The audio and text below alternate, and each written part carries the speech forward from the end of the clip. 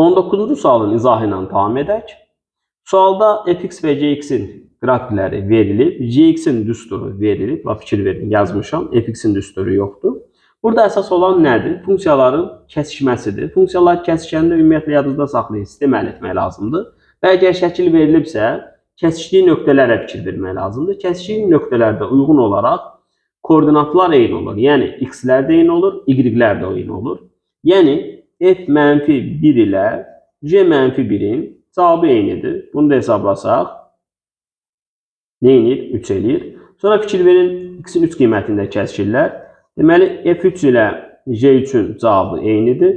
Bunu da hesablasam, eləyir 11. Sonra bir x-in 7 qiymətində kəsişirlər. Deməli, f7 ilə j7-nin qiyməti eynidir. Bunun da cavabı nə olacaq? 19 olacaq. Deməli, gətirib burada yerinə qoyub, hesablama əməliyyatı aparacaq və fx-in düsturunun nə olduğunu bilməyə burada ehtiyac olmur.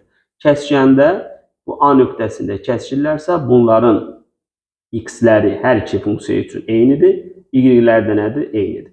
Yəni, həm fx-lə, həm gx nədir? Bərabərdir. Qiymətlər nədir? Bərabərdir. Növbəti izahda görüşərik. Hər birinizə uğurlar.